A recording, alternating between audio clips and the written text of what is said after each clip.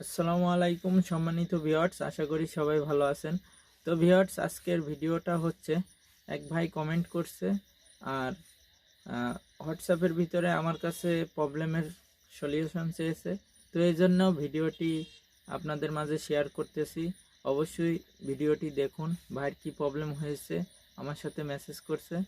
তো দেখুন, স্ক্রিনে আমি দেখাচ্ছি ভাইয়ের মেসেজটি এবং ভিডিওটি প্লে করে দিয়ে আপনাদের বোঝানোর জন্য আমি ভিডিওটি করতেছি। তো আপনারা এইভাবে আমার কাছে সমাধান নেওয়ার জন্য ভিডিও আকারে দিতে পারেন।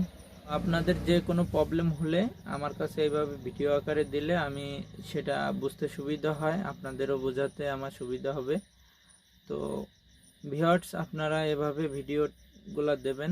তো ভিডিওটি সম্পূর্ণ দেখুন, তাহলে বুঝতে পারবেন কিভাবে কাজগুলো করতে হয়। আসসালামু আলাইকুম বড় ভাই, এখানে 14 ইঞ্চি সিআরটি টিভি, এটা ক্যাপাসিটারে মেন ফিল্টার ক্যাপাসিটারে 300 ভোল্ট প্লাস, কিন্তু 110 ভোল্ট আসে না, বি পজিটিভ। আবার 110 ভোল্টের রেজিস্টার ছেড়ে দিলে এখানে আবার 110 ভোল্ট এখানে দেখায়।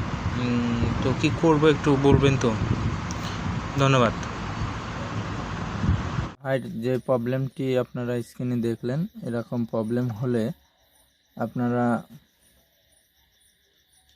কিভাবে মেরামত করবেন ভাইকে আমি বলে দিয়েছি, তারপরেও ভাই বুঝতেছে না যে কিভাবে কাজগুলো করতে হয়। ভাই বলতেছে ভাইয়ের টিভির ভিতরে রেজিস্টারটি খুলে দিলে এখানে 110 ভোল্ট উনি মিটারে পাচ্ছে, 110 ভোল্ট পাচ্ছে। মেন ফিল্টার ক্যাপাসিটারে এখানে 300 ভোল্ট প্লাস আছে। তারপরে যখন রেজিস্টারটি লাগাচ্ছে এখানে 110 ভোল্ট থাকতেছে না, এটা বলল।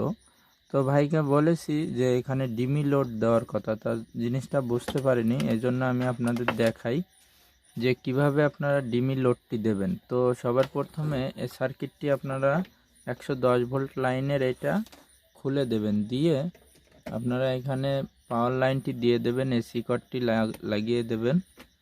এসি কর্ডটি লাগানোর পরে যে এখানে 110 ভোল্ট থাকবে, তো দেখুন।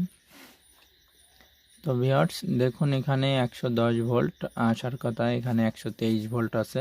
তো যাই হোক, কিছু কিছু সার্কিটে লোডে পড়লে এখানে 110 ভোল্টই হয়ে যাবে। তো ভিউয়ার্স, এখানে আমরা ডিমি লোড দিয়ে দেখব এখানে ভোল্টেজ কত আছে। তো এই ভাইয়েরকে বলছিলাম এইভাবে মাপতে, যে রেজিস্টারটি খুলে দিয়ে পাওয়ার সেকশনটা ওকে আছে না সেকেন্ডারি সাইডে ড্রপ, এটা ভাইকে বোঝানোর জন্য বলছিলাম যে ডিমি লোডটি দিয়ে কাজটি করতে। তো যাই হোক, ভাই সুন্দর করে ভিডিওটি পাঠিয়েছে, ধন্যবাদ ভাইকে। তো ভাইকে আমি বুঝাই আবার সবাই যাতে বুঝতে পারে, এই জন্য ভিডিওটি করা। তো এখানে ভোল্টেজটি মেপে দেখবেন যে ভোল্টেজটি আছে কিনা, যদি থাকে তাহলে এখানে পাওয়ার লাইনটি আমি অফ করে দিলাম, দিয়ে এরকম একটি 60 ওয়াটের বাল্ব নেবেন। ওখানে দুইটা টার্মিনাল আছে, এখানে তার দুইটা লাগাবেন। লাগানোর পরে এই দুইটা তার আমরা এখানে ঝালাই করে দেব, যে বি পজিটিভ ভোল্টেজ আছে 110 ভোল্ট, এখানে আমরা ঝালাই করে দেব।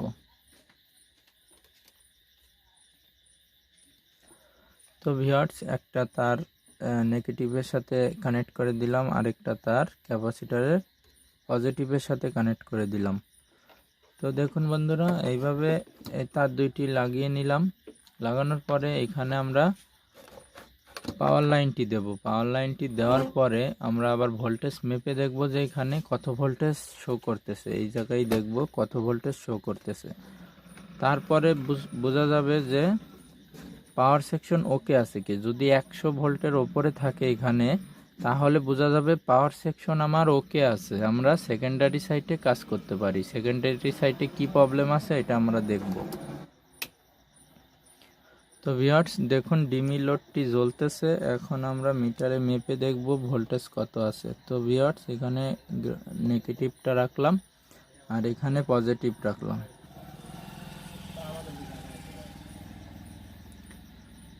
তো ভিউয়ার্স দেখুন, এখানে 127 ভোল্ট 26 ভোল্ট এরকম শো করতেছে।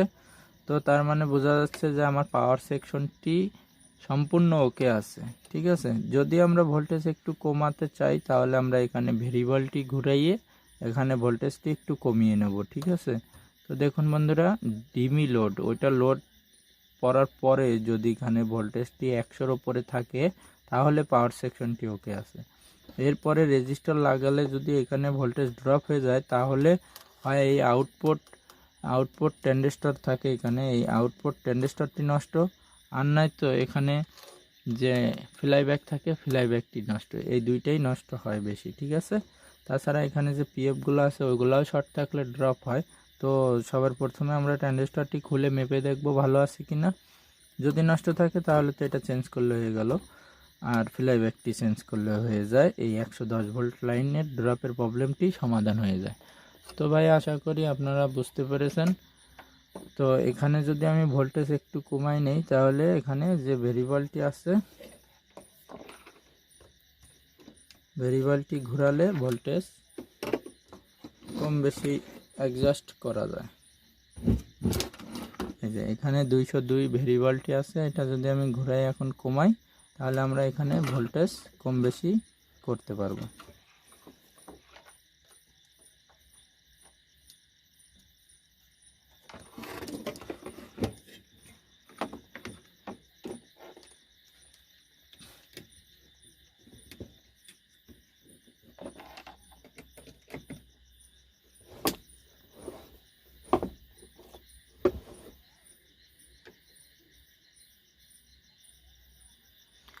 তো ভিউয়ার্স দেখুন এখানে আমি এই রেজিস্টারের এখানে পজিটিভ ধরলাম আর এখানে গ্রাউন্ড ধরলাম, 127 ভোল্ট 26 ভোল্ট ছিল।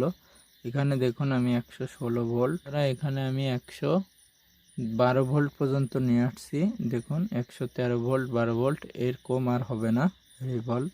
ভেরিয়েবল এর কমে আর ঘোরানো সম্ভব হচ্ছে না।